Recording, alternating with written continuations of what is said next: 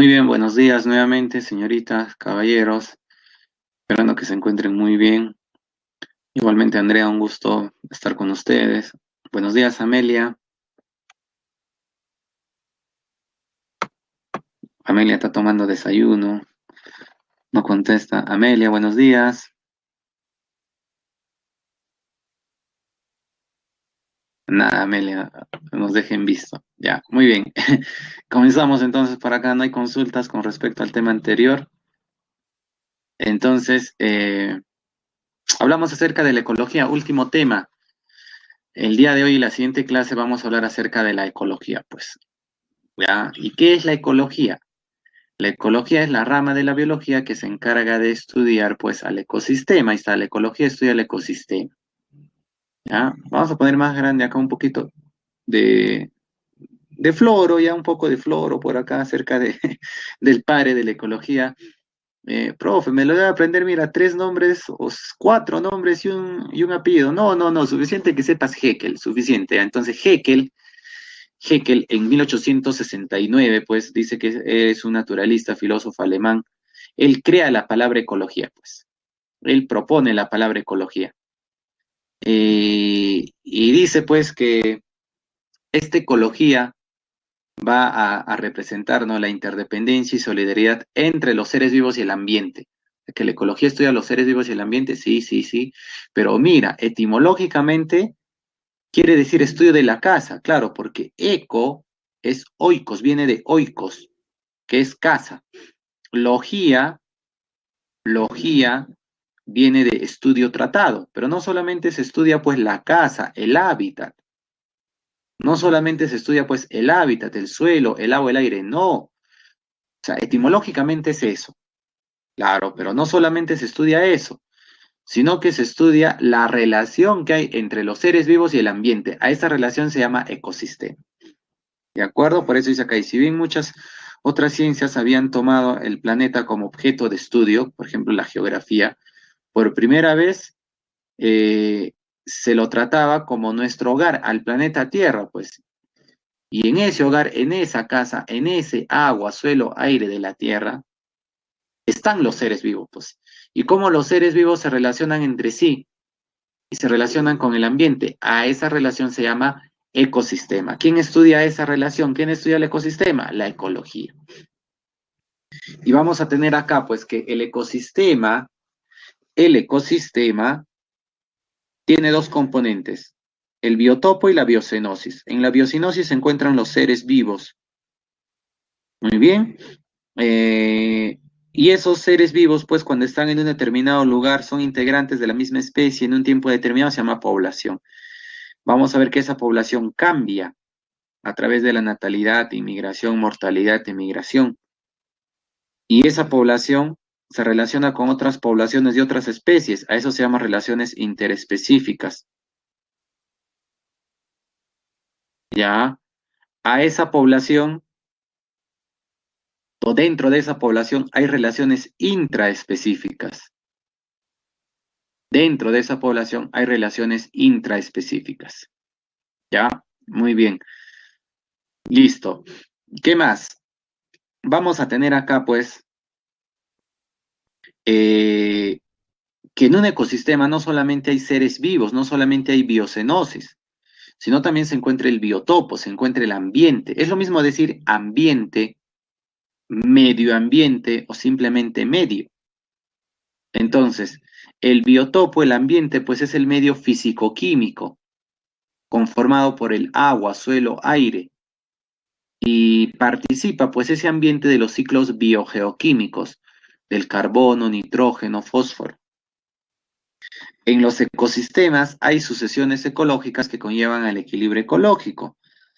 En los ecosistemas hay flujo de materia y energía, hay cadenas tróficas, hay redes tróficas, y esos están basados a través de las leyes de la termodinámica.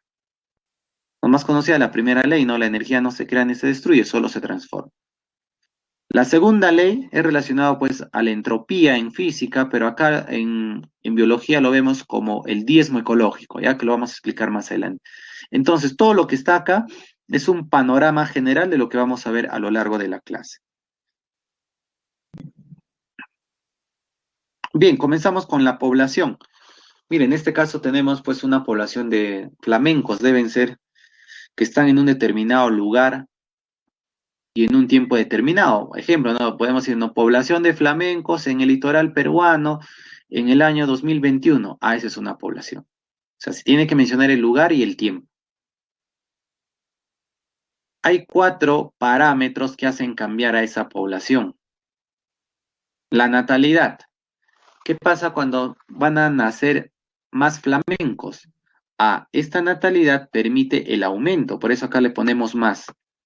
La natalidad aumenta la población. ¿Qué pasa cuando hay mortalidad? Bueno, esto que sea flamencos, acá han salido peces, ¿ya? Acá también han salido ñus. No, no, si hablamos de población, es el conjunto de individuos de la misma especie. Estamos hablando de la población de flamencos. Entonces acá los flamencos están naciendo. La natalidad va a aumentar el número. ¿Qué pasa cuando hay mortalidad? De repente ya mueren por la edad, mueren por los depredadores, de repente hay una epidemia y mueren muchos flamencos a mortalidad. ¿Qué pasa cuando hay inmigración? Acá también, ¿no? Debe ser inmigración de flamencos. O sea, vienen flamencos de otras poblaciones y van a ser ahora integrantes de esta población. Entonces, ¿qué pasa con el número? Aumenta. ¿Qué pasa cuando hay emigración? Es decir, pues algunos flamencos de acá se van a otro lugar, se van de paseo y ya no vuelven. Eso es emigración. El número disminuye. Según estos cuatro parámetros se calcula la tasa de crecimiento. Ya, la natalidad con la inmigración hacen aumentar. Profe, ¿qué hacen aumentar? El número de individuos, pues. La inmigración con la natalidad hacen aumentar el número de individuos que hay en una población. ¿Y qué pasa con la mortalidad y la emigración? Ellos hacen disminuir. La mortalidad con la mortalidad con la emigración, ellos hacen disminuir. ¿De acuerdo? ¿Qué hacen disminuir? Hacen disminuir el número de individuos. ¿De acuerdo? Ellos hacen disminuir el número de individuos que hay en una población. Disminuye, ya sea porque se van o ya sea porque mueren. Entonces, haciendo esta diferencia, calculamos la tasa de crecimiento. Y acá hay tres casos, pues. ¿Qué pasa si la tasa de crecimiento es mayor a cero? Entonces, ¿qué pasa con la población? Que la población crece. ¿Por qué la población crece? Porque esto de acá, natalidad con inmigración, va a ser grande. Es decir, hay más nacimientos, hay más llegadas. Le restamos. Esto de acá tiene que ser pequeño. Las muertes, las salidas tienen que ser pequeñas. O sea, restando un número grande, a un número grande le restamos un número pequeño. ¿Cómo nos queda todo esto? Positivo, mayor que cero. Entonces la población crece. Pero ¿qué pasa si la tasa es menor a cero?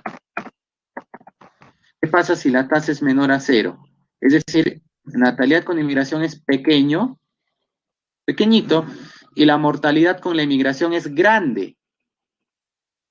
Allá, entonces, profe, esto es pequeño y esto de acá es grande. Obviamente va a salir negativo. Si no hay poco nacimiento, hay poca llegada, hay bastante muerte, hay bastante salida. Entonces, ¿qué pasa con la población? La población decrece. La población decrece. ¿Qué pasa si la tasa es igual a cero? Muy bien. Si la tasa es igual a cero, es decir, primer miembro es igual a segundo miembro. Como son iguales, entonces pues la población no crece ni decrece. ¿Qué se dice? Que la población está en equilibrio. ¿De acuerdo? Entonces, ahí hay tres posibilidades, ¿no? La población puede crecer, puede decrecer o puede mantenerse constante. ¿Ya? Muy bien. Seguimos por acá. Si tienen alguna consulta, lo ponen en el chat con toda confianza. Ah, esta gráfica es muy bonita porque nos Dice pues que un ecosistema es la relación que hay entre los seres vivos, que se llama biocenosis, y el medio, el biotopo, el ambiente. ¿Y qué hay en el ambiente? En el ambiente hay pues el agua, el suelo, el aire, el viento, la luz, la temperatura. Ese es el biotopo, ese es el ambiente. Entonces, ¿qué es el ecosistema? Es la relación que hay entre el biotopo, el ambiente y los seres vivos, la biocenosis. Plantas, animales, otros seres vivos, es decir, hongos, bacterias. Muy bien, a esa relación que hay entre los seres vivos y el ambiente, el biotopo, a eso se llama ecosistema. Ahora vamos a tener acá nuevamente esto de ecosistema. Un ecosistema es la relación que hay entre los seres vivos, entre lo biótico, entre la biocenosis y el ambiente. El ambiente, el biotopo, se llama abiótico. ¿Ya? Entonces, eso viene a ser un ecosistema. Es la relación que hay entre lo biótico y lo abiótico. Muy bien. Y, profe, ¿qué hay en lo biótico? Allá hay plantas, animales, hay microorganismos, hongos, bacterias, algas. Bueno, y a los virus lo están considerando por acá, pero hay que tener en cuenta pues que los virus no son seres vivos, no son seres vivos, pero sí hacen daño, pues no, y lo estamos viviendo pues en la actualidad, pero no son seres vivos, ¿de acuerdo? Bueno, podría ser como una excepción, ¿no? Que se les dice microorganismos, ¿ya? Bien, vamos a tener acá pues los factores abióticos, el suelo, el agua, el aire, el viento, la luz, el calor que determina la temperatura. ¿De acuerdo? Muy bien, entonces, ¿qué es el ecosistema? Es la relación que hay entre lo biótico, la biocenosis, los seres vivos, y lo abiótico, lo que no tiene vida, el ambiente, el biotopo. A esa relación se llama ecosistema. Muy bien. Veamos por acá la cadena alimenticia o cadena trófica. Miren esto de acá. La plantita, profe, es un productor, forma su alimento por fotosíntesis. Ese alimento llega por acá a la mariposa, que es un consumidor primario, es un herbívoro. Vamos a ponerle acá, entonces, esta mariposita, como consume vegetales, ¿cómo se le dice? Herbívoro. Muy bien, entonces ponemos acá, tenemos al herbívoro. Ahí está el herbívoro, la mariposita, pues. Listo, luego, ¿qué pasa? Profe, a esta mariposita, ¿quién se lo comió? Una rana. La rana es un consumidor secundario, pero como está comiendo carne, ¿cómo se le dice a la rana? Se le llama carnívoro, carnívoro primario, carnívoro primario. ¿De acuerdo? Carnívoro primario. Muy bien. Ahora pues, esta rana es comida por una serpiente. La serpiente es un consumidor terciario, pero sigue comiendo carne. Ah, ya, muy bien. Entonces, ¿cómo se le dice a la serpiente? Es un carnívoro secundario. Carnívoro secundario. ¿De acuerdo? Muy bien. Hay que manejar entonces estos términos. Productor, todos son consumidores. Los consumidores primarios son herbívoros, los consumidores secundarios carnívoros primarios, los consumidores terciarios carnívoros secundarios. Además, que hay que tener en cuenta lo siguiente, observen, a las plantitas, los productores comienzan en la cadena alimenticia. ¿Cómo se les llama? Primer nivel trófico. O también se dice primer eslabón. ¿Qué pasa con los herbívoros? Allá, ellos pertenecen al segundo nivel trófico. La mariposa. ¿Qué pasa con la rana? Carnívoro primario. Pertenece al tercer nivel trófico. Muy bien. ¿Qué pasa con la serpiente? ¿Qué pasa con la serpiente? La serpiente Es un carnívoro secundario, es un consumidor terciario, sí. Pertenece al cuarto eslabón, al cuarto nivel trófico. ¿Ya? De esa manera. Listo. Profe, pero ¿qué pasa si acá, pues, no sé, imagínense que a esta serpiente se lo coma un halcón, un águila? El águila sería, pues, el quinto nivel trófico. Ah, muy bien, quinto nivel trófico, sí, sí, sí, correcto. Profe, pero al final, ¿quién va a estar? Y eso nos dice nuestro libro. Al final, sí o sí, jóvenes, siempre, ¿quién va a estar? Por eso acá pongo una flechita más. O sea, al margen de que esté o no el águila, al final, siempre, sí o sí, ¿quiénes se van a encontrar? Se van a encontrar los desintegradores, los descomponedores. Por excelencia, ¿quiénes son?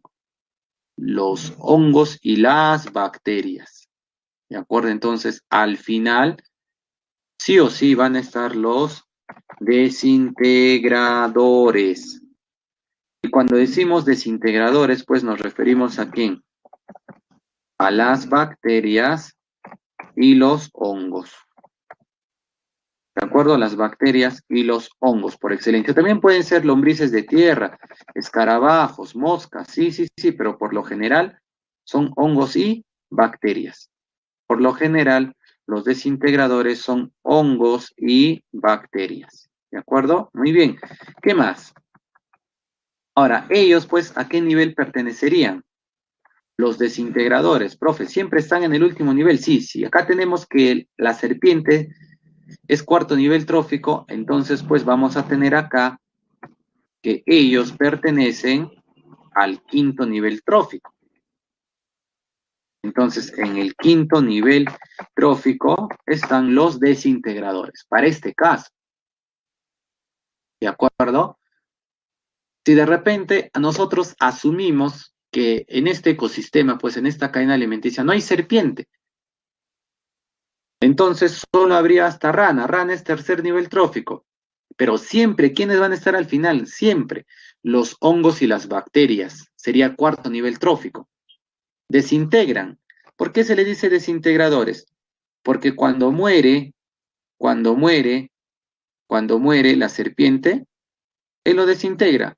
Cuando muere la rana, los hongos y las bacterias están felices, se alimentan de ello, lo desintegran. Lo mismo, cuando muere por acá la mariposa, cuando muere la plantita, ¿quiénes están felices?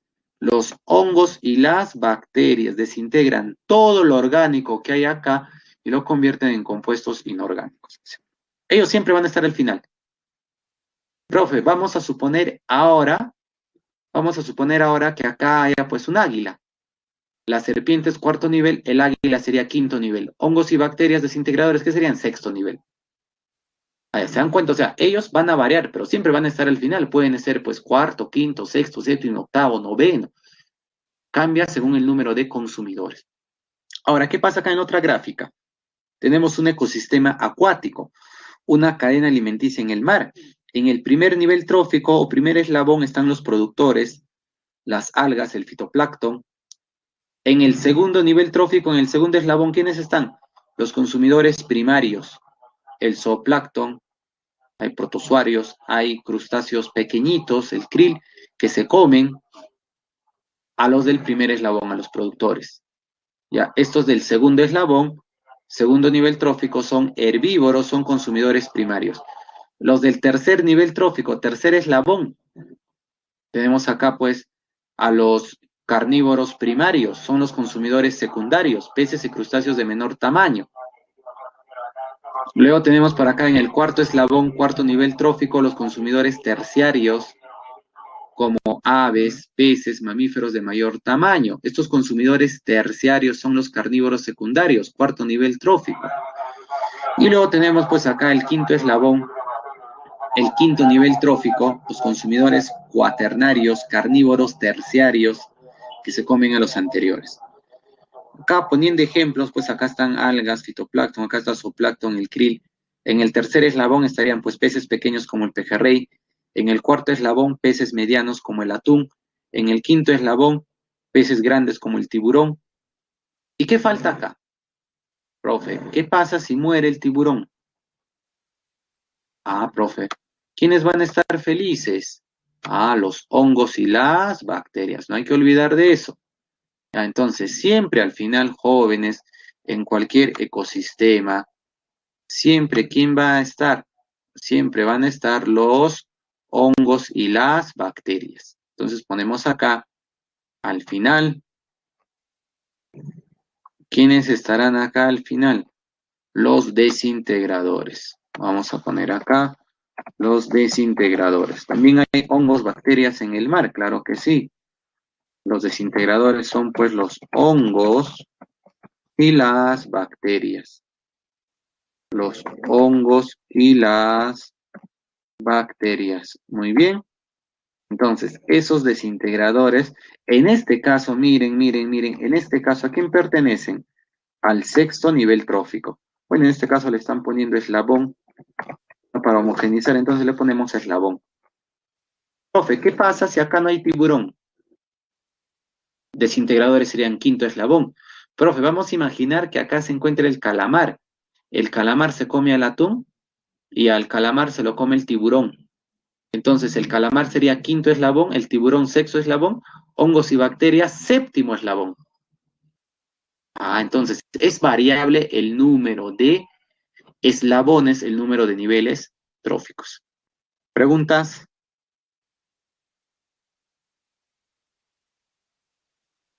¿No hay preguntas?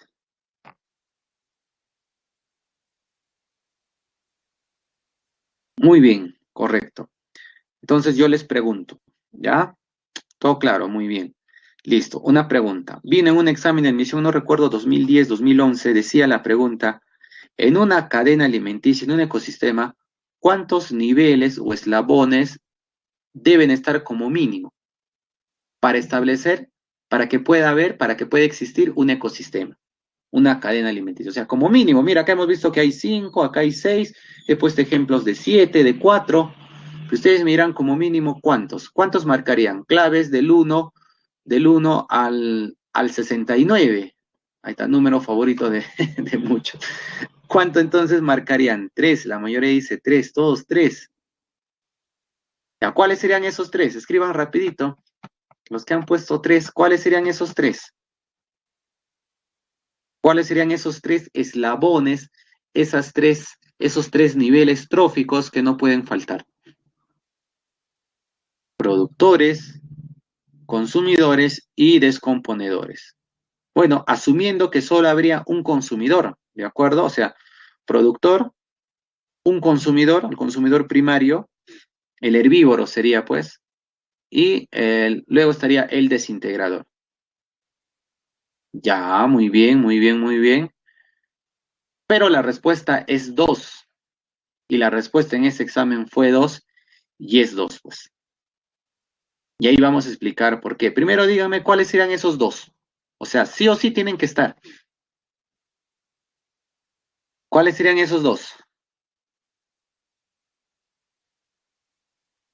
O sea, de esos 3, del productor, del consumidor primario y los de los desintegradores, escojan a 2. Productor y consumidor. Ya, ahora razonamos. Miren, me dicen que en un ecosistema no hay desintegrador. Profe, hay productor, una plantita, un girasol, y hay un herbívoro que es el consumidor primario. ¿Qué pasa si esta mariposa se come al girasol? Ah, profe, no pasa nada, pues. ¿Y qué pasa cuando luego muere la mariposa, muere la plantita? ¿Quién los va a desintegrar? Nadie. Entonces, ¿qué pasaría con esta cadena alimenticia, con este ecosistema? Desaparece. O sea, ¿qué quiere decir desintegrar? Cuando ellos mueren, todo lo orgánico se va a convertir en inorgánico para que nuevamente se lo den a las plantitas y nuevamente las plantitas hagan fotosíntesis. Eso hacen los desintegradores. Entonces, no, pues si ustedes me dicen productor y consumidor, no pasa nada con ese ecosistema, pues desaparece. Ah, ya se dieron cuenta. Entonces sería pues productor y desintegrador. Dirán, profe, pero no hay nadie quien lo consuma. ¿Y eso qué tiene que ver? Hay algunos ecosistemas donde no tienen pues animalitos. Simplemente las plantitas están felices porque ellas forman alimento para ellas. Cuando la plantita muere, ¿Qué hacen los desintegradores? Descomponen todo lo orgánico que hay en la plantita y lo convierten en compuestos inorgánicos. ¿De acuerdo? ¿Y para qué sirven esos compuestos inorgánicos? Nuevamente, los desintegradores se lo dan eso a quién? A las nuevas plantitas para que sigan haciendo fotosíntesis. ¿Se dan cuenta? O sea, sí o sí, ¿quién tiene que estar como mínimo? Productores y desintegradores. ¿Ya? Muy bien. Seguimos. Lo que hemos visto es una cadena. Mira, una sola cadena. ¿Ve? Esto se llama cadena, esto se llama cadena. Pero ahora vamos a ver varias cadenas. Al conjunto de cadenas, ¿cómo se le dice? Red, red trófica. El conjunto de cadenas se llama red trófica. Ejemplos, ¿no? Acá hay varias cadenas, no sé, habrá 20 siquiera, pues. El pastito es comido por el saltamonte, acá hay dos posibilidades, tres, no, acá hay seis posibilidades. A este saltamonte se lo come el sapo, al sapo la culebra, a la culebra el halcón. Profe, pero al saltamonte mejor que se lo coma la culebra y luego el halcón. No, mejor al saltamonte que se lo coma la araña, luego el ratón. No, mejor al saltamonte que se lo coma la amante religiosa. No, mejor al saltamonte que se lo come el gorrión y de ahí el halcón. ¿Se dan cuenta? Hay muchas variaciones. Mire esta cadena que estoy subrayando. Al pasto se lo come el saltamonte, al saltamonte se lo come el profesor, al saltamonte se lo come la culebra y a la culebra se lo come el halcón. Díganme, ¿el halcón a qué nivel pertenece? ¿A qué eslabón o a qué nivel trófico? El pasto es comido por el saltamonte se lo come la culebra se lo come el halcón. La pregunta es, ¿el halcón a qué nivel trófico pertenece? ¿Qué han puesto? ¿Qué están poniendo? Desintegrador. No, no, no, no. Desintegrador son hongos y bacterias. Ellos están en el último nivel. Ya, ya, el halcón es un consumidor, pero ¿a qué nivel pertenece? Primer nivel trófico, segundo nivel trófico, tercer nivel trófico, cuarto nivel trófico, quinto nivel trófico. Esa era la pregunta. Al quinto dicen, no, no, no, en esta cadena de acá, en lo que está de verde, el pasto es primer nivel, el saltamonte es segundo nivel, la culebra es tercer nivel, el halcón es cuarto nivel. Entonces, miren, en esta cadena el halcón es cuarto nivel. Ahora miren el siguiente ejemplo, miren otra cadena y lo ponemos de otro color, ya lo ponemos de color naranja. Miren, esta es otra cadena, igual partimos del pasto, pero en este caso nos vamos por el conejo se come al pastito y luego el halcón se come a ese conejo. A ver, díganme, en esta cadena naranja, el halcón ¿a qué nivel pertenece? ¿A qué nivel? Ah, muy bien, entonces ya quedó claro, ¿no? Acá sería el tercero, porque el pasto es primero, el conejo es segundo y el halcón es tercero. Entonces es variable, pues. Claro que sí, es variable el número de cadenas que hay previamente hasta llegar al final. O sea, en un mismo ecosistema, el halcón en una cadena puede pertenecer al cuarto y en otra cadena puede pertenecer al tercero. ¿De acuerdo? O sea, en un mismo ecosistema, eso es variable. ¿Ya? Mira, para que quede claro, ahora vamos a formar otra cadena. Igual, mira, acá nos vamos del pasto, nos vamos al saltamonte, nos vamos a la araña se lo come el gorrión y al gorrión se lo come el halcón. Pregunta, en esta cadena alimenticia rojita, ¿el halcón a qué nivel pertenece? ¿A qué nivel trófico? ¿A qué eslabón?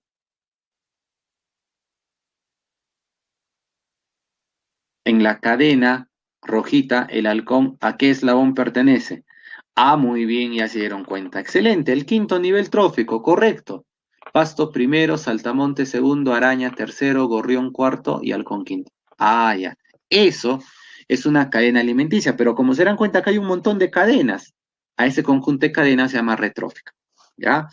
Ahora observen acá que es una pirámide alimenticia o pirámide trófica y tiene la forma de una pirámide, por eso se llama así.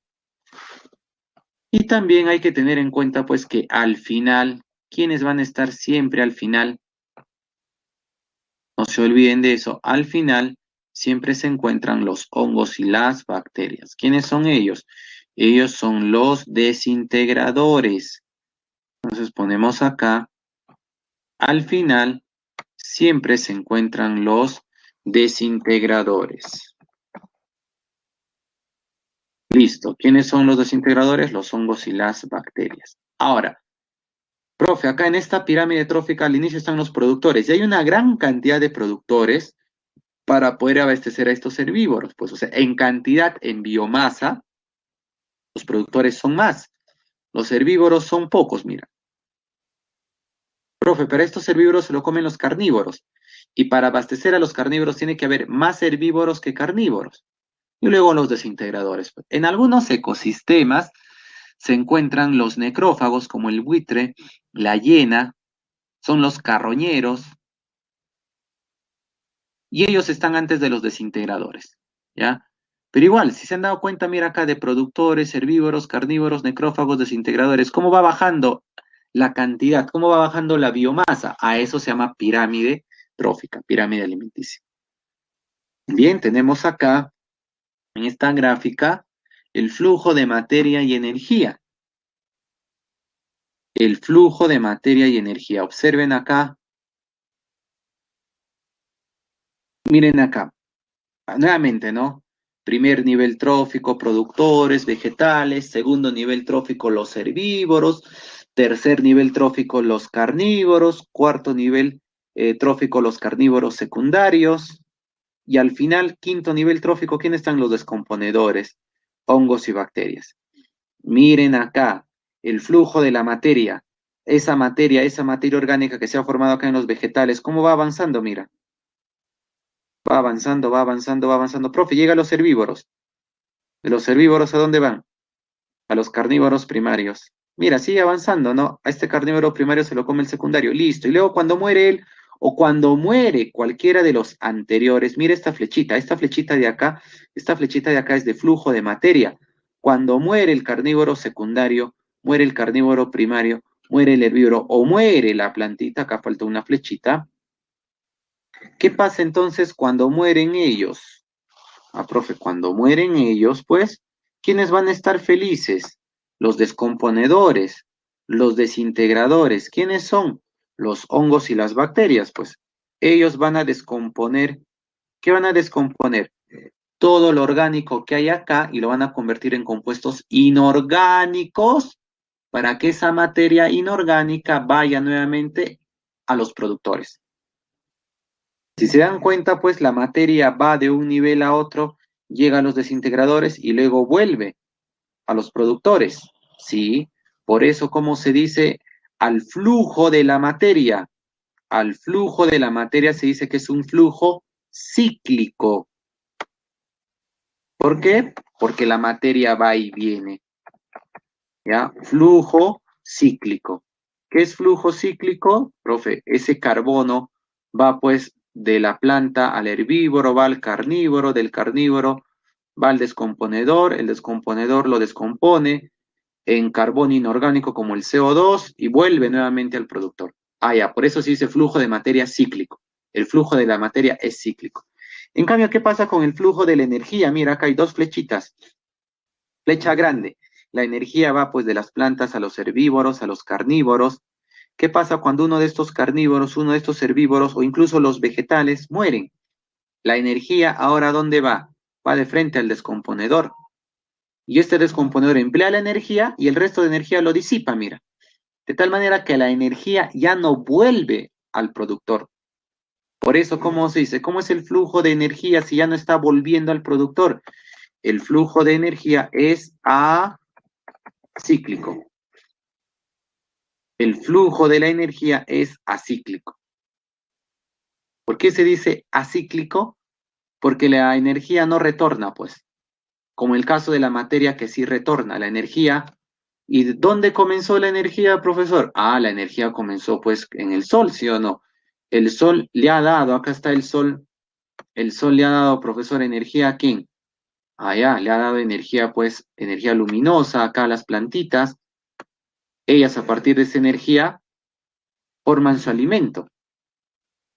¿Y qué pasa con esta energía? 100% de la energía que hay acá. ¿Qué nos dice el diezmo ecológico? ¿Qué nos dice la segunda ley de la termodinámica? Que el 90% de la energía se disipa, se pierde como calor. Solo el 10% de la energía, solo el 10% de la energía va al siguiente nivel. Lo mismo, ¿no? Acá hay, profe, en este herbívoro hay 100% de energía, el 90% se disipa, el 10% va al siguiente nivel. A eso se llama el famoso diezmo ecológico, ¿ya? Entonces, eso viene a ser el diezmo ecológico, que el libro lo denomina segunda ley de la termodinámica. Cuando en física de repente han escuchado que la segunda ley de la termodinámica viene a ser, pues, eso de la entropía. Pero acá, pues, repito, lo llaman segunda ley. Basarnos según lo que está en el libro. Pues segunda ley de la termodinámica. Ya que recuerden que la primera ley nos dice, pues, que la energía no se crea ni se destruye, solo se transforma. ¿Ah? Mientras que esta segunda ley es el diezmo ecológico, es el 10% llega al siguiente nivel, el 90% se disipa como calor.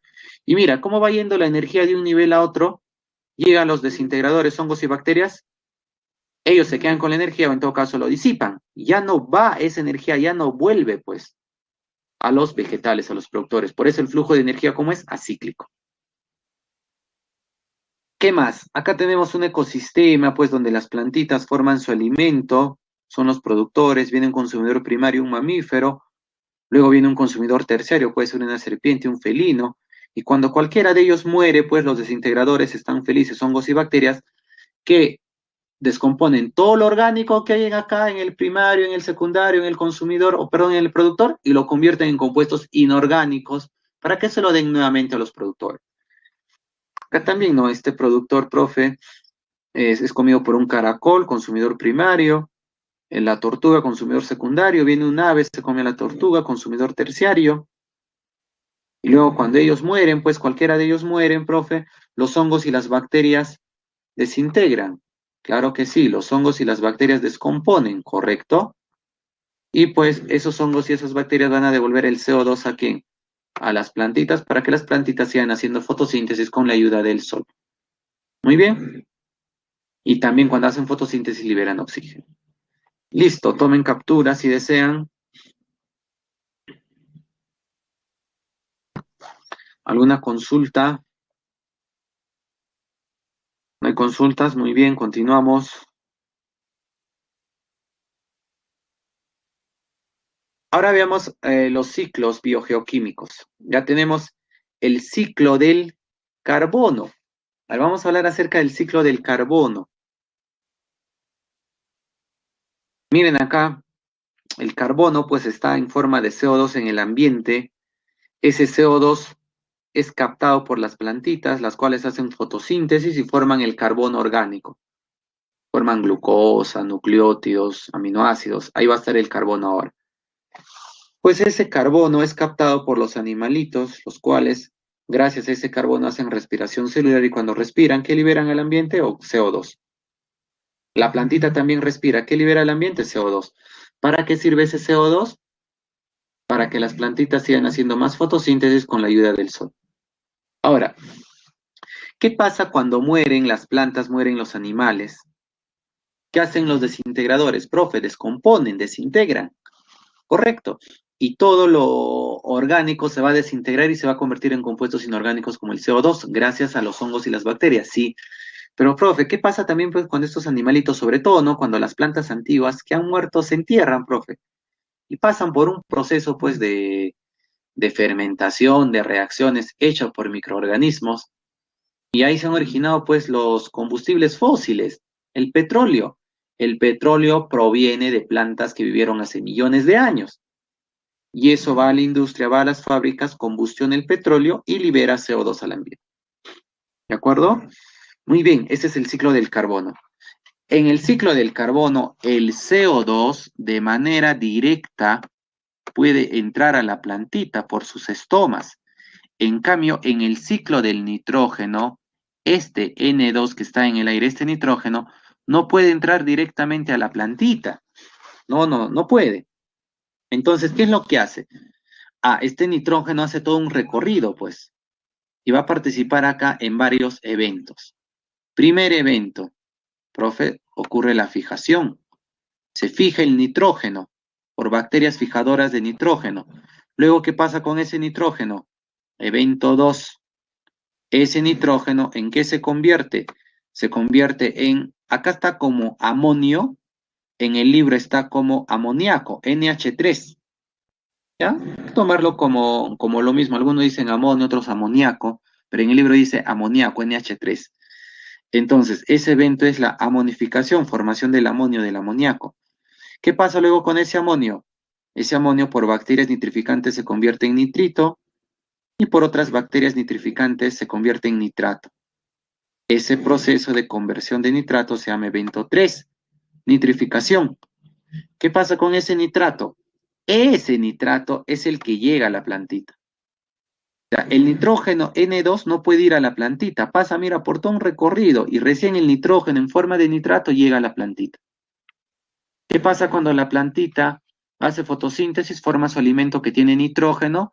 Ese alimento va al animalito.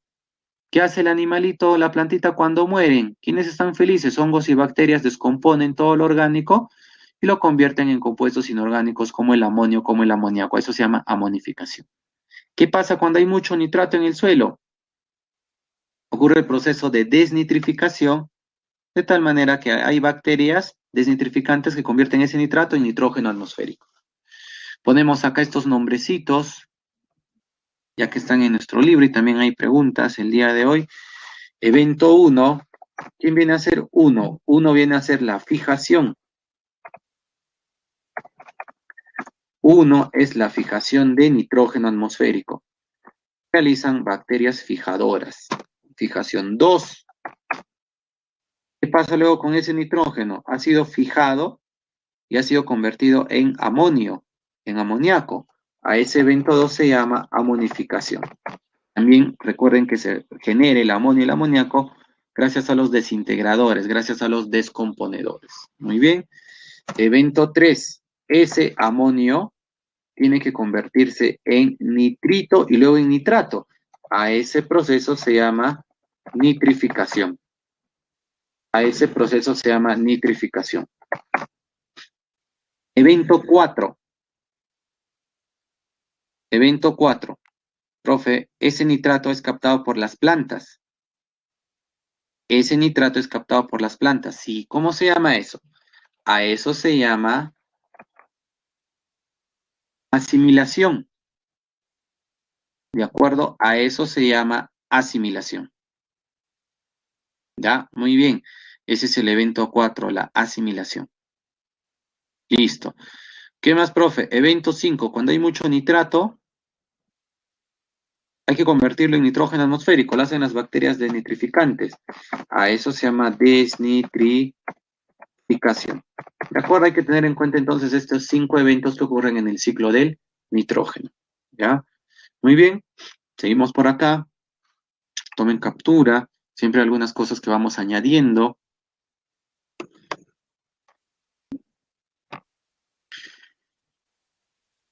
El ciclo del agua es sencillo, pues.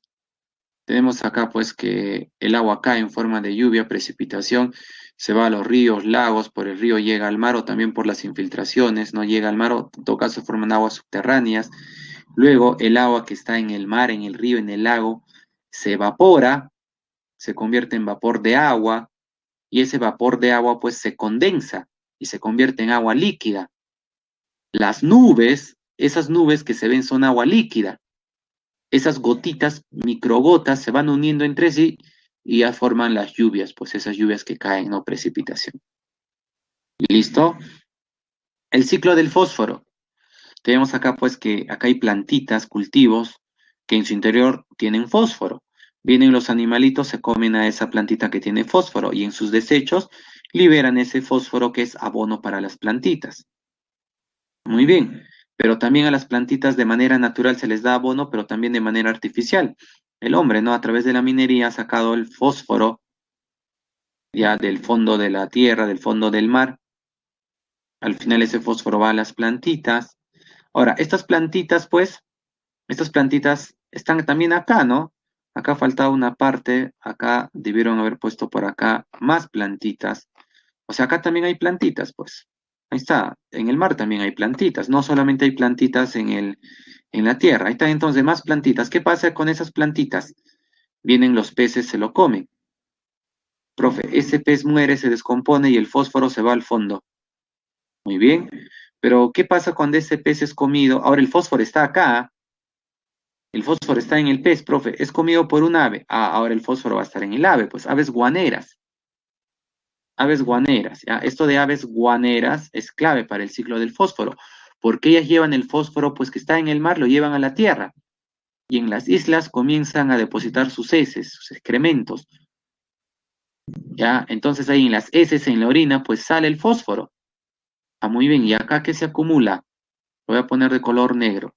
¿Qué se acumula por acá, profe? Acá se acumula, pues, el guano de la isla. Ahí está ese guano de la isla.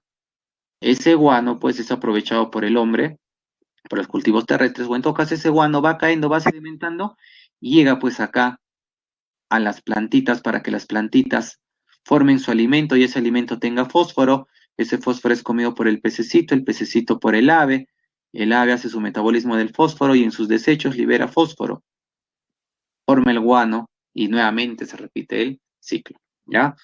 Muy bien, el ciclo del azufre no está en el libro, pero por si acaso, recuerden que las preguntas básicamente les viene del libro, ya sea para su cuarto examen o para el examen de admisión, ¿ya? Entonces, pues, algo similar, el SO2 que está en el aire, pues, las bacterias lo van a tomar en forma de, lo van a convertir en sulfato, y este sulfato es el que es empleado por las plantas. Así como el nitrato va a las plantas, el sulfato va a las plantas, pues. Y luego, pues, las plantas son comidas por los animales. Acá tenemos cuando los animales, las plantas mueren, los microorganismos lo descomponen, convierten en gas H2S, que se sigue en la atmósfera en forma de dimetilsulfuro, se convierte en SO2, o en todo caso, pues el H2S, el sulfuro de hidrógeno, por otras bacterias se convierten en sulfato y el sulfato nuevamente va a las plantitas. ¿De acuerdo? Eso es lo que hay que tener en cuenta para el ciclo del azufre, por si acaso. Muy bien, creo que ahí nos vamos quedando. Hacemos un receso de 15 minutos y luego ya continuamos pues con las relaciones interespecíficas. Si tienen alguna consulta, lo hacen después del mismo. Ya, nos vemos en 15 minutos.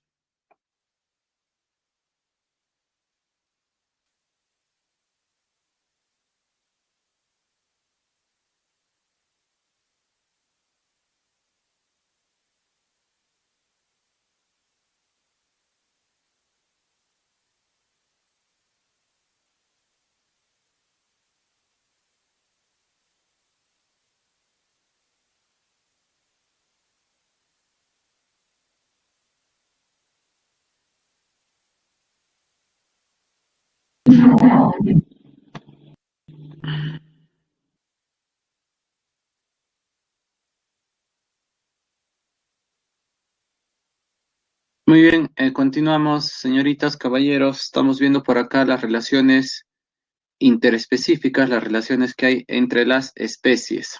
¿Ya? Tenemos la primera relación, es el neutralismo. Dice que las dos especies son independientes, es decir, no se benefician ni se perjudican. A eso se llama neutralismo. Ejemplo, tenemos acá la lombriz de tierra y el insecto se encuentran en el mismo lugar, en el mismo hábitat, pero no se benefician ni se perjudican. Otro ejemplo, la cebra y la jirafa se encuentran en la sabana africana, están en el mismo lugar, pero no se benefician ni se perjudican. La cebra come lo que está, pues, en el llano, la jirafa come lo que está en la copa de los árboles, entonces no se benefician ni se perjudican. Competencia. Cada especie actúa desfavorablemente sobre la otra. Allá, a eso se llama competencia. Así es. Ejemplo, ¿no? Compiten los leones con las hienas. Ah, muy bien. Cuando compiten los leones con las hienas, entonces pues a veces ganan los leones, a veces ganan las hienas. A eso se llama competencia. ¿Por qué compiten? Por el alimento. En este caso compite la planta llamada el abrazo de la muerte, le abraza y le mata al árbol. ¿De acuerdo? A eso se llama entonces competencia, pues. Cuando hay competencia, una especie sobrevive, una especie continúa viviendo y la otra especie desaparece, pues. Ya, muy bien, competencia. Bueno, desaparece, como en este caso muere, o en todo caso se ve perjudicada, ¿no? En el caso de los leones cuando compiten con las hienas, a veces ganan los leones, se benefician, las hienas se perjudican, o puede pasar al revés. No necesariamente hay muerte. Mutualismo. ¿Qué pasa en el mutualismo? Ambas especies se benefician y necesariamente tienen que estar juntas. Ejemplo, ¿no? Las cianobacterias están juntas con los hongos, están juntos a los hongos, estos organismos cianobacterias, y a esa asociación se llama líquen. ¿Qué le brinda el hongo a la cianobacteria? Le brinda nutrientes, compuestos inorgánicos. ¿Y qué le brinda la cianobacteria al hongo? Le brinda compuestos orgánicos, le brinda alimentos. O sea, ¿ambos se benefician? Sí. Eso es mutualismo. Sí o sí tienen que estar juntos. Otro ejemplo, la bacteria Escherichia coli que tenemos nosotros, presente en nuestro intestino grueso. Nosotros le damos hospedaje, nosotros le damos heces. ¿Qué nos brinda a cambio la bacteria? La bacteria nos brinda vitaminas, vitamina K, vitamina B12. Y sí o sí tenemos que estar juntos. A esa relación se llama mutualismo. Las dos especies se benefician. ¿Qué pasa en la cooperación? Dice que es una asociación que les reporta alguna ventaja. O sea, las dos especies se benefician, sí, pero pueden vivir por separado. Ah, eso es cooperación, se puede vivir por separado. Ejemplo, ¿no? Varias aves de diferentes especies se ponen alrededor de los nidos y cuidan a los nidos, pues. ¿Ya? Eso es cooperación. Comensalismo. Dice acá, la especie comensal resulta beneficiada. La otra especie no se beneficia ni se perjudica. A eso entonces se llama comensalismo. Ejemplo, la rémora y el tiburón. El tiburón, pues, es un depredador, pues, que cuando consume su alimento deja carne pequeña, trozos de carne, y esa carne pequeña, pues, es aprovechada por la rémora. Entonces, ¿qué pasa acá? La rémora se beneficia, en cambio, el tiburón no se beneficia ni se perjudica. ¿Ya? Por eso ponemos cero. A eso se llama comensalismo. A mensalismo, la especie amensal se perjudica, la otra no se beneficia ni se perjudica. En este caso, pues el ejemplo es la lombriz de tierra se perjudica y el ovino, la oveja, no se beneficia ni se perjudica. Ejemplo, ¿no? Las ovejas, cuando comen su alimento, sacan su pastito con todo y raíz, con todo y lombriz. Luego viene, pues, un ave y se come a la lombriz de tierra. El ave se come a la lombriz de tierra. La lombriz de tierra se perjudica, mientras que la oveja no se beneficia ni se perjudica. A eso se llama amensalismo. ¿Qué pasa en el parasitismo? El parásito se beneficia, el hospedero se perjudica. La larva de la mosca se beneficia, mientras que la oruga se perjudica, pues la oruga se perjudica. Así es, muy bien. Depredación, el depredador ataca a la presa para alimentarse. Claro, pues no, el tiburón se beneficia y los peces mueren, se perjudican. ¿Ya? Otro ejemplo, ¿no? Las hienas pues atacan a las cebras, las hienas se benefician y las cebras se perjudican. Muy bien, eso entonces es depredación. Estas 8 relaciones que hemos visto es entre especies, por eso se dice relaciones interespecíficas. Ahora vamos a ver por acá relaciones que hay dentro de una misma especie. A esas relaciones se llaman relaciones intraespecíficas. Como la territorialidad, dice tendencia a ocupar y defender cierto territorio. O sea, los integrantes de una población, los integrantes de una especie, como las aves o por separado, pues los peces, se defienden de sus lugares de nidificación, o sea, alrededor de sus nidos, pues se ponen acá las aves grandes, estas aves adultas, de tal manera que no van a dejar pues que vengan los depredadores. O sea, mira, este ejemplo de nidificación es cuando lo realizan pues los integrantes de una misma especie. A eso se llama territorialidad. Pero acá en este caso, el ejemplo fue de cooperación o protocooperación es cuando especies diferentes se juntan para cuidar a las aves, a las crías o a los huevos, ¿ya? Bien, predominio social. Acá se establecen jerarquías sociales con individuos dominados y dominantes. El lobo de mar, el macho domina, es dominante sobre 8 hembras que son dominadas. O sea, el lobo de mar tiene que vivir con 8 hembras necesariamente, no con 2, no con 3, con 8. ¿Ya? Así es. También tenemos pues en las hienas, ya las hembras son las que dominan, ¿no? La hembra alfa dominante dirige al grupo, decide qué es lo que van a hacer. Lo mismo en los elefantes, ¿no? Las hembras. En los gorilas domina el macho. Hay un macho alfa que dirige al grupo, decide qué es lo que van a hacer. Es el único que se reproduce. Compensación, cuidado de las crías propias y ajenas. Eso es una compensación, una recompensa por lo que se hace. Caso del pingüino emperador, algunos pingüinos cuidan sus propias crías, sus propios huevos y también lo ajeno, mientras que los demás pingüinos se van a buscar el alimento. Las sociedades. Acá se diferencian morfológicamente los miembros de acuerdo a la función que realizan. En las abejas hay reinas, obreras, zánganos. ¿Qué pasa con la reina con respecto a las obreras? Es grande porque es la única que se reproduce. En cambio, las obreras son pequeñas porque no se reproducen. Entonces, hay diferencias morfológicas según la función sociedades. También en las termitas, en este caso hay reina, hay soldados, hay obreras que tienen diferencias según su función. Las migraciones mantienen el equilibrio la población para utilizar alimento y espacio. En este caso, pues, se migra con fines alimenticios. Las aves migran, las mariposas, los ñus migran buscando el alimento con fines alimenticios. En cambio, los salmones migran con fines reproductivos. El salmón vive en el mar, ahí está toda su vida, pero antes de morir, ¿qué hace el salmón? Se acuerda que tiene que reproducirse y vuelve, pues, vuelve por el río, vuelve al agua, a la laguna, desova, se reproduce y muere. Y el libro en la sexta edición nos menciona esto de acá, es lo novedoso, hay que tenerlo en cuenta, el gregarismo, dice que es la agrupación temporal de individuos sin parentesco para obtener alimentos y defensa del grupo. Ejemplo, ¿no? Las hienas se juntan para obtener alimentos, para poder cazar, a eso se llama gregarismo. En cambio, los peces se juntan para defenderse. Los peces forman un cardumen y a través de una serie de movimientos al pez depredador lo marean, pues. No, o el pez depredador piensa que es un pez muy grande. Ah, muy bien, entonces pues así se protegen. A esa protección se llama gregarismo.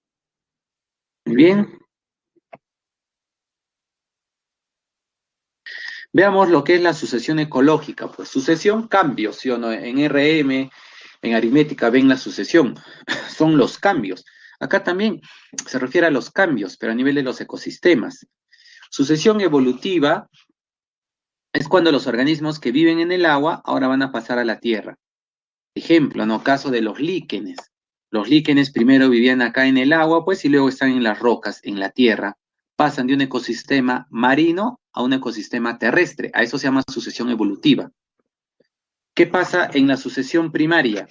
Dice, se inicia en un área despoblada, sin vida, donde la fauna y flora preexistente han desaparecido por algún acontecimiento natural. Puede ser un hecho geológico, puede ser un incendio. O sea, en un lugar donde no hay vida, acá está, mira, este lugar no tiene vida. ¿Cómo a partir, poco a poco, van llegando las semillas, las esporas vegetales y poco a poco se va llenando de vida? ¿Se dan cuenta? O sea, en un lugar, un ratito voy a enchufar el cargador.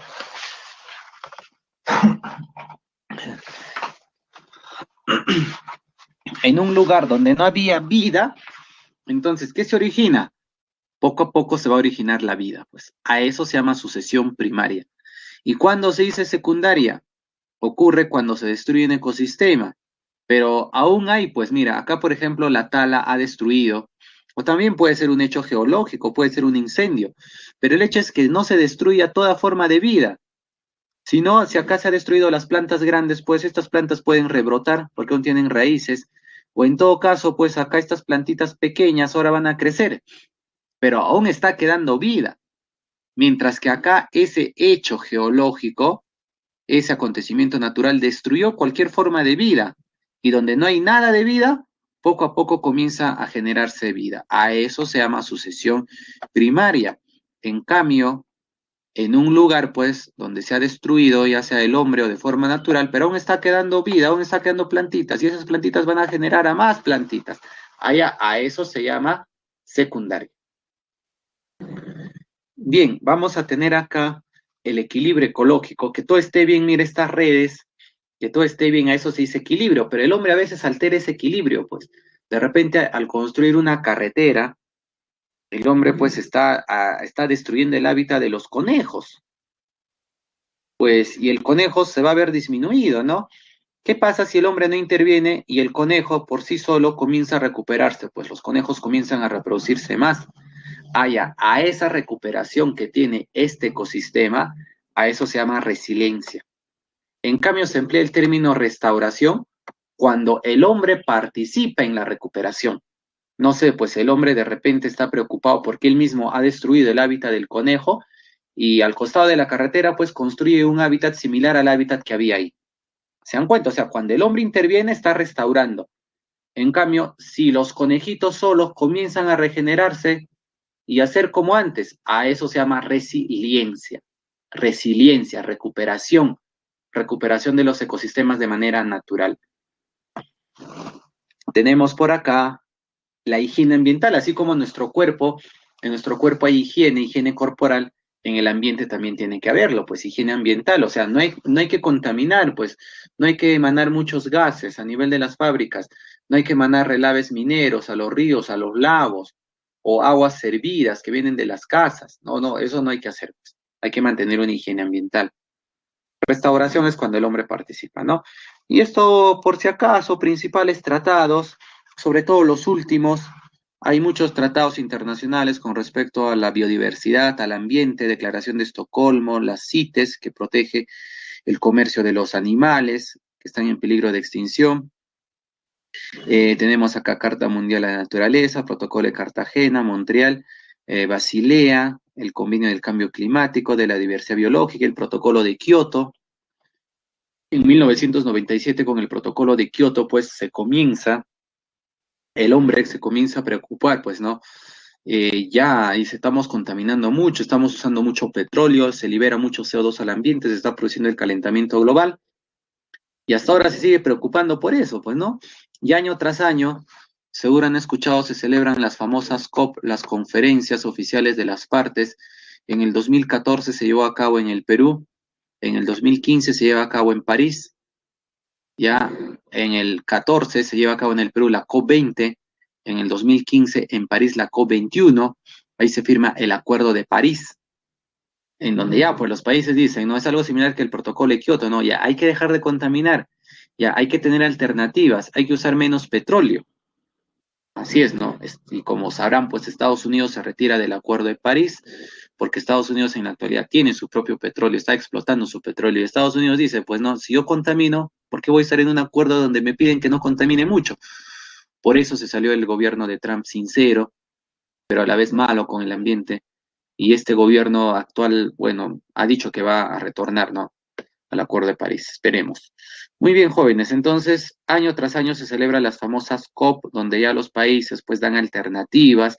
Y esas alternativas, pues no tenemos por ahí la energía solar, la energía eólica, pues la energía nuclear, que son alternativas para no emplear pues esa energía convencional, ¿no? Que proviene de los restos fósiles, del petróleo, porque la combustión del petróleo libera CO2 al ambiente. Eso vamos a ver la siguiente clase, el calentamiento global, ¿ya? Causantes, el CO2 y el metano. Bien, tenemos acá el hábitat, es el lugar donde se encuentra un individuo, a eso se llama hábitat.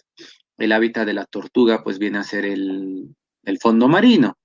En cambio, el nicho ecológico es la función, no la función. ¿Qué hace la tortuga ahí? Se reproduce, se alimenta en el hábitat. Ah, ese es el nicho ecológico. Acá también tenemos el cangrejito. De este cangrejito, pues su hábitat, dice el cangrejito, ¿no? Yo vivo acá en la playa, dice, ahí está, donde hay rocas, ahí está feliz el cangrejito. ¿A eso cómo se llama? A eso se llama hábitat. Eso es el hábitat. Pero si nosotros decimos, pues, que el cangrejito en ese hábitat sale por las noches a buscar su alimento, está en simbiosis con otros o está en alguna relación con otros animales, y se esconde pues de las aves y come peces, pone huevos, allá. Entonces, ¿qué es eso? Esa es su función, ¿sí o no? O sea, la función que hay de este cangrejito en el hábitat, a esa función se llama nicho ecológico. El nicho ecológico es la función que se realiza en el hábitat. ¿Ya? Muy bien. El bioma, tenemos por acá pues hay desiertos, por acá hay tundras, por acá hay praderas, por acá no sé, no, perdón, esto de acá es sabana, esto de acá es una pradera o chaparral por ahí. Entonces, ¿qué son los biomas? Son conjunto de ecosistemas similares, ¿ya? Y biomas en el Perú, tenemos acá la selva, bosque, pradera, sabana, taiga, estepa, desierto. Ejemplo, ¿no? Juntamos pues acá, pues no sé, el bioma selva, juntamos el bioma de Madre de Dios, el bioma de Iquitos, el bioma de Loreto, el bioma de San Martín, el bioma de Nueva Cajamarca, el bioma de Tingomaría, y así juntamos varios, perdón, varios ecosistemas. Juntamos el ecosistema de Madre de Dios, de Iquitos, de Pucallpa, juntamos todos los ecosistemas similares a ese conjunto de ecosistemas, se llama bioma selva, que se caracterizan por abundantes lluvias, por altas temperaturas, por tener palmeras y cosas así, ¿no? Ese es el bioma selva. Y así, ¿no? Los biomas, pues, son asociaciones de ecosistemas. ¿De acuerdo? Muy bien.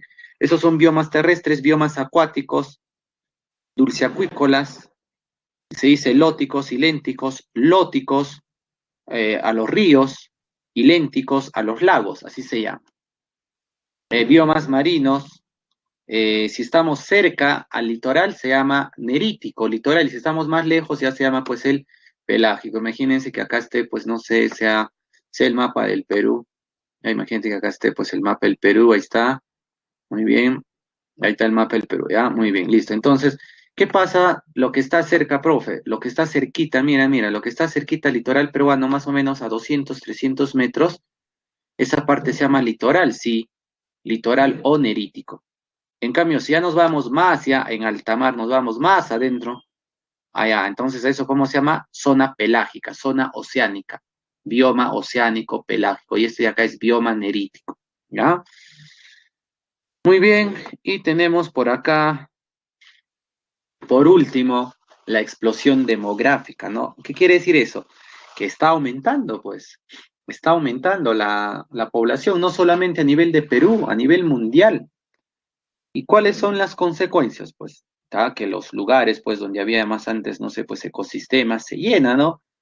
Se llena de casas, se destruyen los ecosistemas y todo se está urbanizando.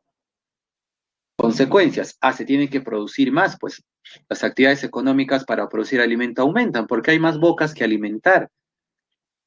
Muy bien. Ya, entonces también se requieren más espacios sociales, pues no sé, centros de diversión, parques, estadios y cosas así. Ya, esas son las implicancias cuando hay una explosión demográfica, ¿no? Y eso es lo que todo el mundo está experimentando. Observen acá estos porcentajes. Estos porcentajes de acá nos dicen pues que en América Latina y el Caribe, por ejemplo, en 1990 habían 71% de personas en los centros urbanos y la diferencia en los rurales, ¿no? Pero ¿qué pasa en el 2014? Ahora hay 80%, proyecciones al 2050. Las zonas urbanas van a representar el 86%. Y ya en el campo se está quedando poca gente, pues está lo que llamamos la migración, ¿no? Del campo a la ciudad. Y no solamente es en América, casi todo el planeta se observa eso, ¿no? La gente prefiere estar en la ciudad. También debe ser, pues, ¿no? Porque uno en Lima, por ejemplo, adquiere de todo, ¿no? Adquiere salud, educación, diversión y todo, pues.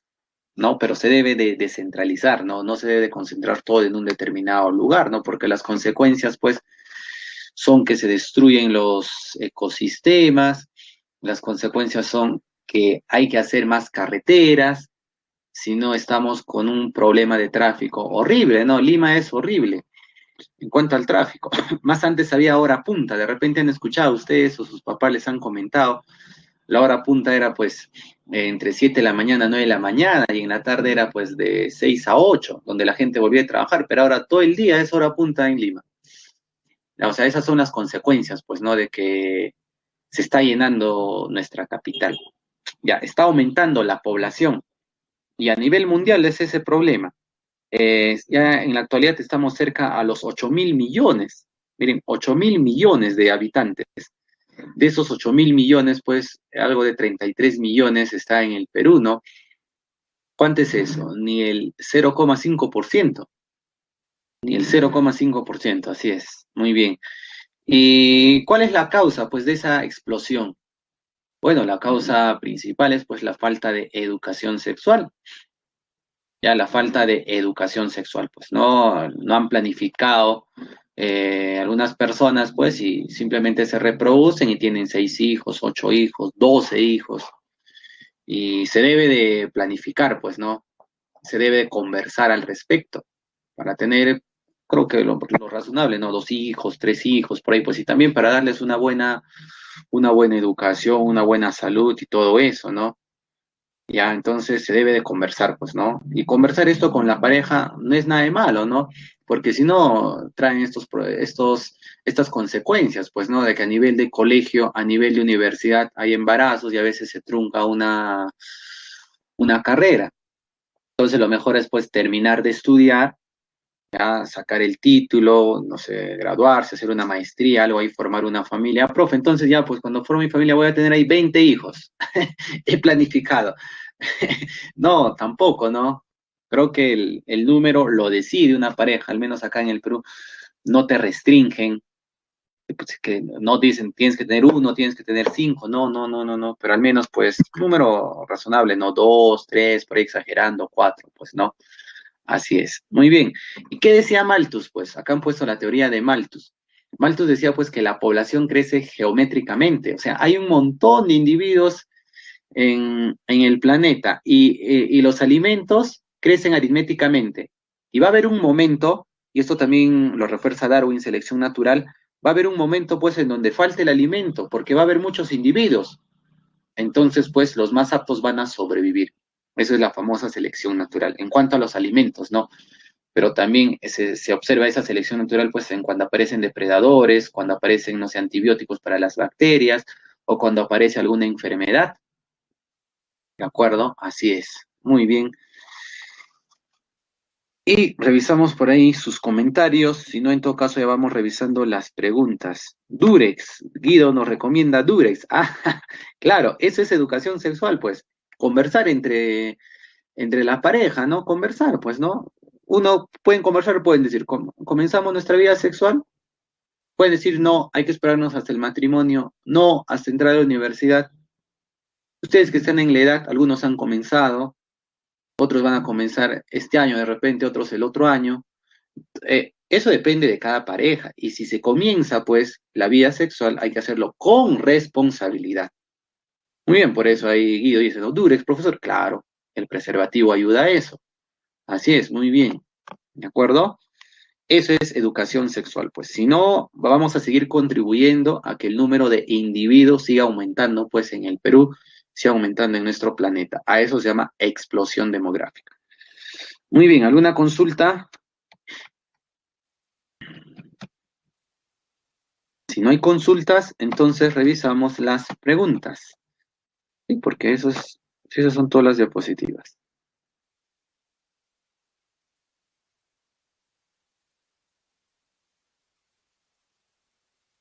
Muy bien. A ver, damos unos 3 minutos, vayan revisando estas 3 preguntas.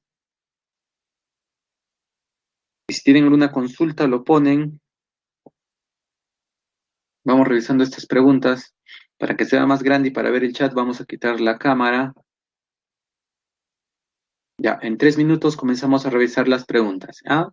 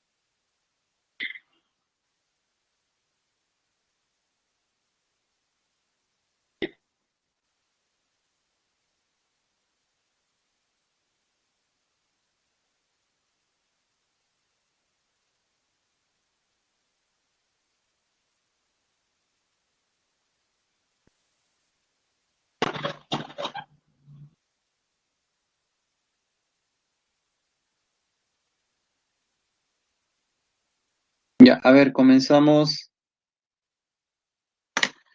Dice la pregunta uno. Hasta el año 1900, en la población humana, el número de individuos se mantuvo en aproximadamente 1.000 millones. Y en los últimos, perdón, está bien, 1.000 millones, ¿no? Y en los últimos 100 años ha mostrado un crecimiento exponencial a más de 7.000 millones. O sea, en el año 2000, ¿no? Y en el año 2021 estamos cerca a los 8.000 millones. ¿Qué factores de la tasa de crecimiento poblacional tuvieron que variar para que ocurra esto? A ver qué ha marcado por ahí. Guido nos dice la A. Los demás que dicen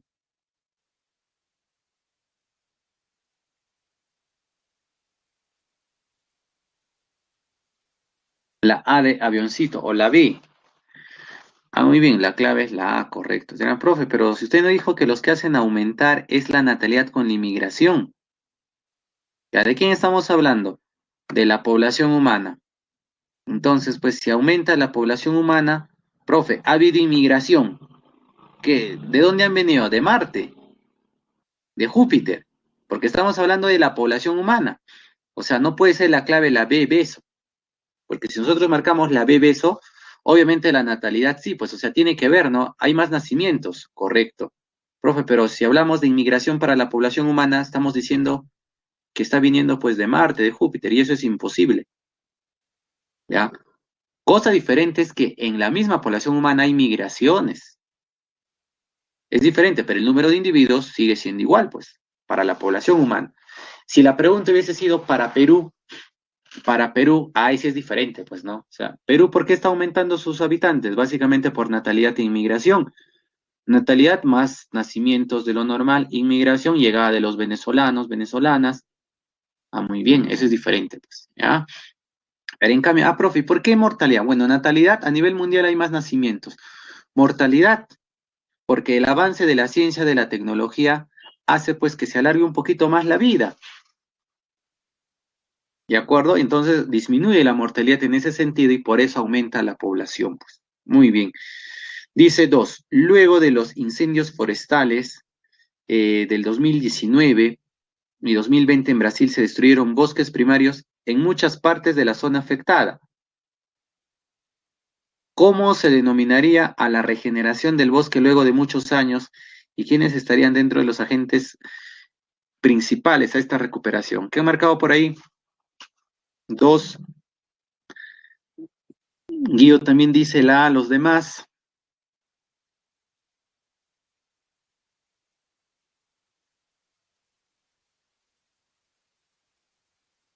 ¿Qué dicen por ahí?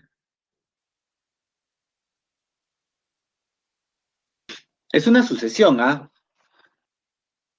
La A también. ¿Y por qué la A?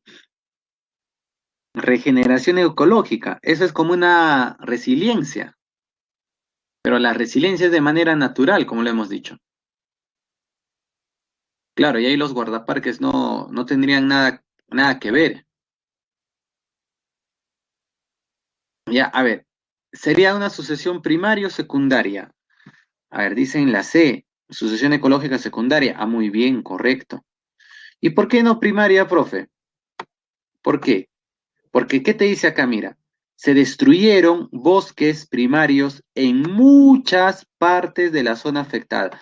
O sea, si esto es la zona afectada, se destruyó los bosques acá, se destruyó acá y se destruyó acá. Ahí está, en muchas partes, mira, en las bolitas, ahí dentro se destruyó. Allá, pero en las demás partes que no están en bolitas, no, pues. Entonces, los bosques que estuvieron acá, profe, originaron, pues, a que esas partes destruidas se recuperen. Ah, eso es sucesión secundaria, porque acá está quedando vida y esa vida que queda, profe, hace posible que se esparza mediante las semillas. ¿Y quiénes ayudan a esa expansión? Los murciélagos, pues, y se recupere lo que se ha perdido. Ya, entonces es secundaria. Claro, porque antes ya habían bosques y no se ha destruido todo el bosque. ¿Qué hubiera pasado si el ejemplo te dice que ese incendio destruye todo, todo, todo, todo, todo? O sea, al 100% se destruye esto y después de cientos de años aparece vida. Ah, eso sería sucesión primaria. ¿Se dan cuenta? Es diferente. 12, 3. Te hablan de licho, dice que el licho es una planta que crece en el altiplano, sus raíces se fijan en el terreno adaptándose a la escasez. Uy, acá escasez con Z, vamos a poner Z grande, ¿ya? Escasez con Z. A la escasez de agua y zonas rocosas. Es digerido por animales herbívoros como el guanaco, ahí está otro animalito, el guanaco, que tiene bacterias simbiontes que degradan la celulosa. Algunos de estos guanacos son devorados por el puma, está el puma. Si alguno de estos muere, sus cuerpos son comidos por el cóndor, un carroñero, o en todo caso son degradados, desintegrados por hongos y bacterias. ¿Qué alternativa se relaciona con lo descrito en el enunciado? ¿Qué alternativa? Es un ejemplo de qué es esto. ¿Qué es? ¿Población? No. ¿Nicho ecológico es de una población? No. No hay relaciones intra. Puede haber inter, claro, pero es una cadena alimenticia, correcto, es una cadena alimenticia. Pues. Ichu, primer nivel, guanaco, segundo nivel, puma, tercer nivel, cóndor, cuarto nivel, bacteria, quinto nivel, junto al hongo. Clave A. 4. Es un componente del biotopo lleno de vida microscópica y macroscópica. Ah, en el suelo hay eso, ya, en el agua también, ya. capaz de ciclar materia orgánica para dar perpetuidad al ciclo de vida, incluso al flujo de energía y materia. Acá falta un poquito más de datos para quedarnos con suelo, pues por ahí que nos digan que es el soporte donde se desarrolla mucha forma de vida. Ya en el suelo, pues hay lombrices de tierra, macroscópicos, hay bacterias, hongos microscópicos, y ciclan la materia orgánica, ¿no? Como hemos visto, pues el ciclo del nitrógeno y el suelo está interviniendo también el ciclo del carbono, no sé, del sulfato. Por lo general, el suelo es el ingrediente principal, pues, ¿no? Muy bien. Dice las 5. El reciclaje del fósforo de manera natural se da cuando este elemento se sedimenta en forma de roca fosfatada para luego descomponerse y formar parte de las cadenas tróficas marinas cuando son asimiladas por algas que a su vez son alimento de peces. Profe, entonces las algas son comidas por peces y estos por aves guaneras. Según lo expuesto, ¿cuál sería el mecanismo natural del reciclaje del fósforo? Están hablando de reciclaje del fósforo. Ciclo del fósforo. Clave que han marcado por ahí en la número 5. Profe, la B. A ver, ¿cuál sería el mecanismo natural de reciclaje del fósforo? Desde los océanos a la tierra mediante las aves marinas. Claro, ¿no? Porque el guaná y el piquero común, el pelícano, consumen sus peces y luego sus heces, sus desechos, lo dejan en la isla, en la tierra. Allá, entonces así va el fósforo del océano a la tierra. Beso. 6. La nutria gigante o lobo de río, es un depredador. Ah, mira, si te dice es un depredador, te está dando su función, que vive en ríos. Profe, vive en ríos, ese es su hábitat. Si te dijese solo vive en ríos, hábitat, pero te dice vive en ríos y es un depredador, entonces, ¿eso qué es? Eso es nicho ecológico. Se alimenta de peces.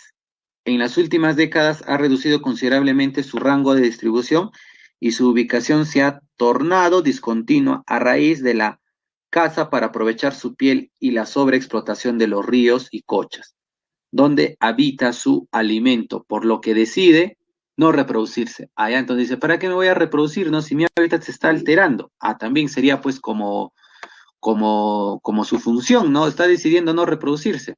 En el párrafo anterior nos referimos al nicho ecológico. Muy bien, entonces la clave es porque te hablan de función y de hábitat.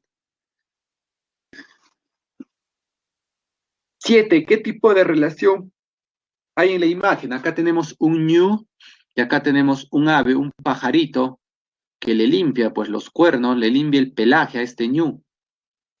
Se alimenta pues de insectos que puedan estar ahí.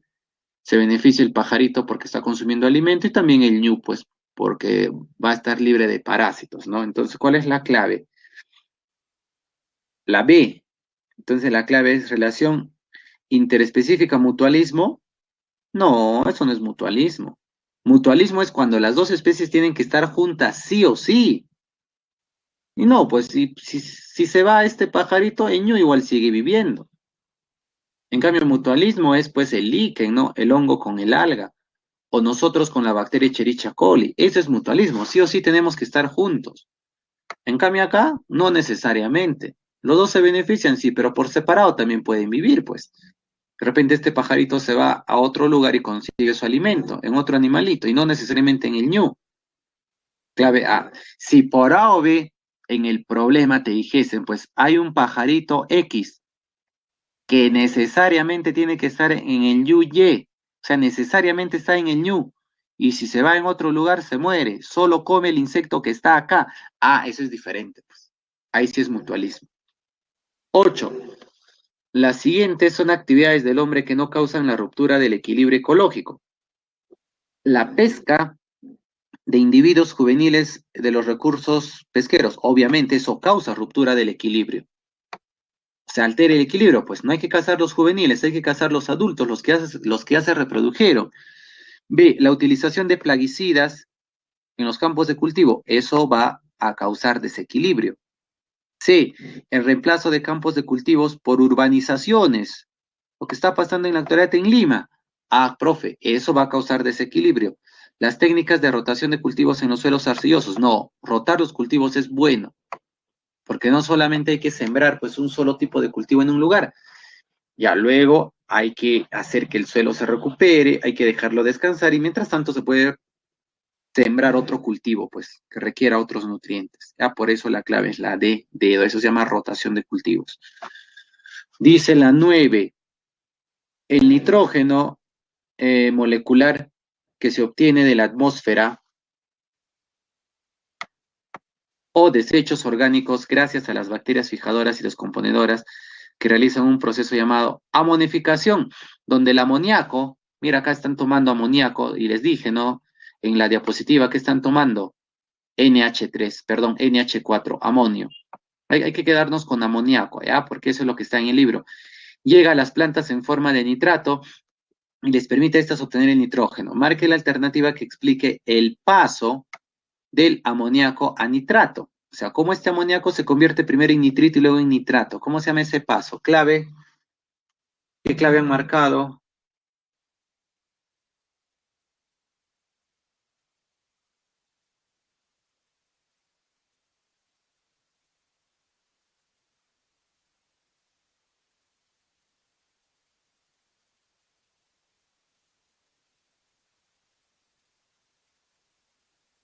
Clave D.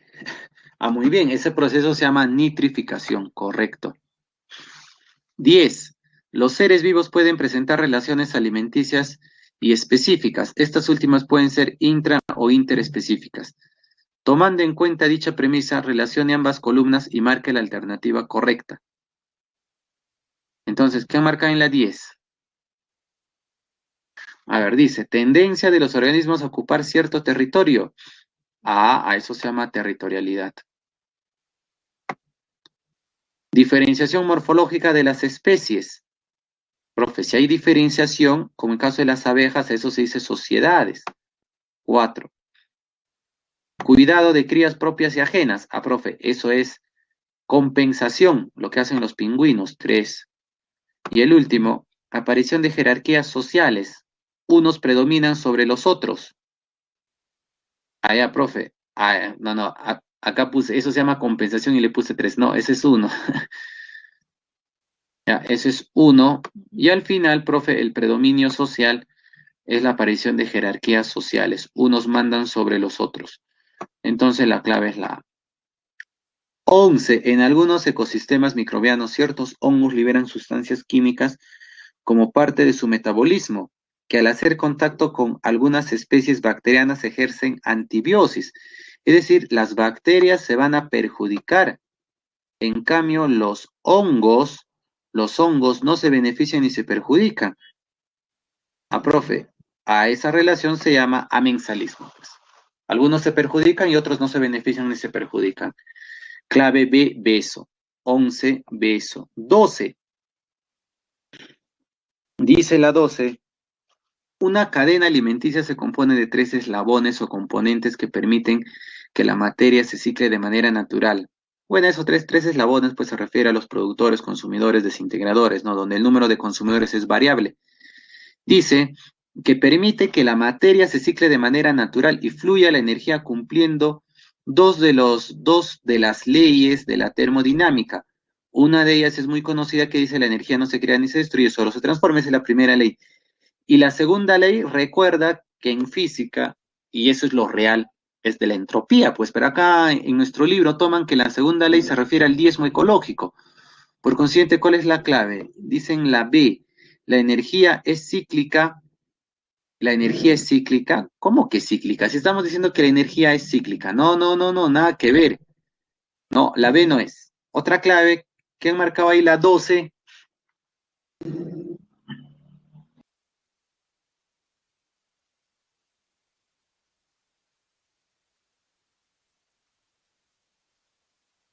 La C. Dice la C, la energía es acíclica, ¿ya? Y pasa por cada eslabón, pero luego se disipa. Ya, puede ser. La energía es acíclica, pasa por cada eslabón. Ya, sería, ¿no? Una parte de esa energía se disipa. Pero hay otra que es más certera. Puede ser la sea. La energía esa cíclica, vamos bien, y pasa por cada eslabón, vamos bien, y dice, pero luego se disipa. O sea, no, lo correcto es decir, una parte se disipa, el 90%, y el 10% va al siguiente nivel. Ah, eso es diferente. Dicen la energía fluye y se pierde en forma de calor. Claro, pues una parte, pero la otra parte no, pues. Además te dicen, pues, o sea, la A y la C por ahí son correctas, pero te dice, pues, la segunda ley de la termodinámica. ¿Cuál es la segunda ley de la termodinámica aplicada a los ecosistemas? Y les dije, les expliqué, es el diezmo ecológico. La energía es aprovechada en un 10% en cada nivel o eslabón. No sé si lo pusimos, imagino que sí.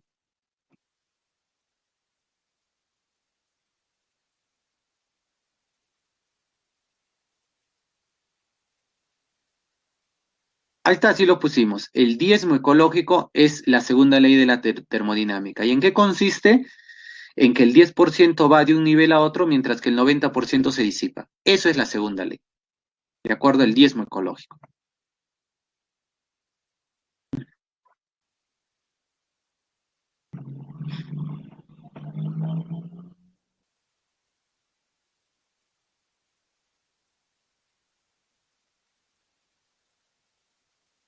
Listo, entonces no es ni la A, ni la B, ni la C, la clave es la D.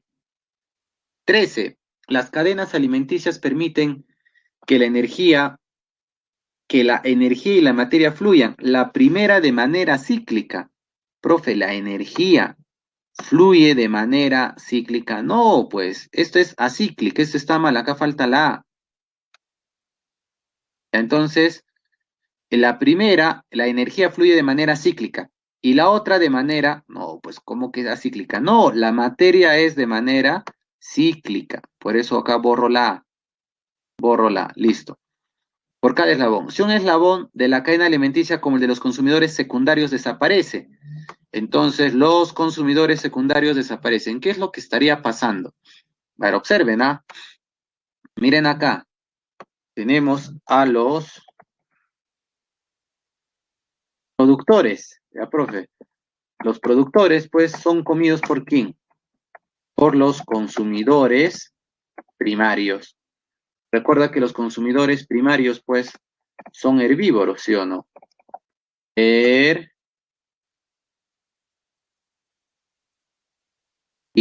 Muy bien. Profe, luego viene, pues, luego viene, ponemos flechita, un consumidor secundario. Un consumidor secundario. Muy bien, ese consumidor secundario, pues, es un carnívoro, ¿correcto? Es un carnívoro primario. Muy bien. Profe, y luego, pues, a este consumidor secundario, lechita, lo consume, valga la redundancia, un consumidor terciario. Ah, pues, y ese consumidor terciario es un carnívoro secundario. ¿De acuerdo? Muy bien, es un carnívoro secundario. Listo. Muy bien. Ahora, jóvenes, pues, ¿qué nos está diciendo acá? Mira, y lo voy a poner de otro color. Te dice que los consumidores secundarios desaparecen. Y lo voy a tachar. O sea, él desaparece. Profe, si él desaparece, antes de ver las claves, profe, obviamente los consumidores terciarios pues también pueden desaparecer porque no van a tener que comer. Otra consecuencia, profe, como no hay consumidores secundarios, estos herbívoros, que son los consumidores primarios, van a estar felices, pues. Se lo van a comer a los productores y puede llevar a que estos productores se extingan, pues. ¿Por qué se van a extinguir, profe? Porque ellos están aumentando en gran cantidad y están destruyendo o están acabando a estos productores. ¿Y qué va a pasar a largo plazo? A largo plazo, estos consumidores primarios también pueden desaparecer porque ya no van a tener que comer, pues. O sea, todo lo que ocasiona que desaparezca un eslabón. A ver, según eso, ¿cuál es la clave? Esta pregunta está muy bonita para razonar cuál es la clave.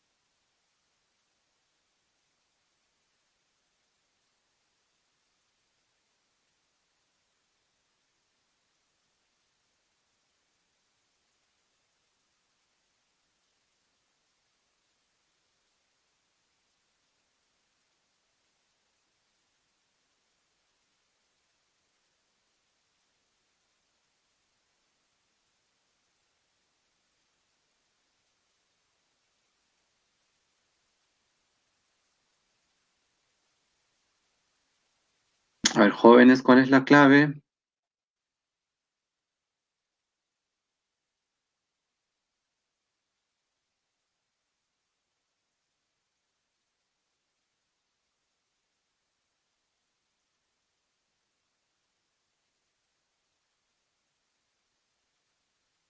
Uy, parece que se fueron a almorzar ya. Ya, entonces, dice por acá, interrupción del flujo de energía hacia los consumidores terciarios, obviamente, pues porque está desapareciendo él. Luego dice, posible extinción de plantas por sobrepoblación de consumidores primarios. Claro, no hemos dicho que ellos van a comer a estas plantas, a estos productores, y lo pueden llegar a extinguir, correcto. 3. Extinción de depredadores mayores y de consumidores primarios a largo plazo. Extinción de depredadores mayores, ¿ya? ¿Por qué? Porque no hay consumidores secundarios y consumidores primarios a largo plazo, claro. Estos consumidores primarios van a desaparecer a largo plazo porque ellos mismos se lo van a acabar a los productores, pues. Entonces la clave es la D. ¿De acuerdo? 13 dedo. ¿Ya? Una pregunta muy bonita. La clave es la D dedo. Consultas. Pensé que era mi internet. Ah, me había quedado en silencio 2 minutos porque estaba esperando sus claves. Su clave, muy bien. Dice la 14. Las relaciones alimenticias o cadenas alimenticias permiten que la energía y la materia fluyan. La primera de una manera cíclica, permitiendo el recirculamiento de los átomos en el sistema natural, y la otra de una manera cíclica. Nuevamente, mira, si te dice pues energía, energía es acíclica. Y acá te dicen, ¿no? La primera de una manera cíclica. No, acá vamos a ponerle, para que no se olviden ustedes también, ya acá debe decir acíclica. Eso es la energía cíclica. Y la materia, ¿cómo es la materia, profe? Allá, la materia, pues la materia, ¿cómo fluye la materia? De manera cíclica. Y dice, no, y la otra de manera cíclica. No, no, no, no, no, esta es cíclica. Ya la materia es de manera cíclica. Listo. Aprovechando y disipando la energía en los ecosistemas, no solo se presencia, no solo es, hay una cadena, sino hay varias cadenas. ¿Cómo se llama el conjunto? Se llama redes. Así es, una red alimenticia. Correcto, beso. Y la 15, ¿qué pasa en una relación interespecífica de tipo neutral, neutralismo? ¿Cuál de las siguientes alternativas es la mejor que se acomoda?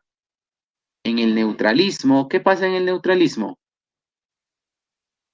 Profe, las dos especies no se benefician ni se perjudican. Entonces, ¿cuál es la clave?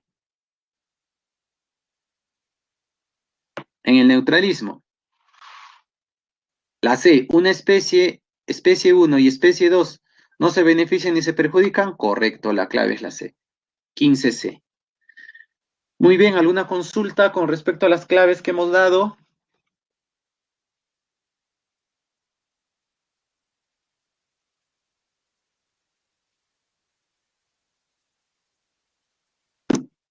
Muy bien, si no hay consultas, ahí nos vamos quedando.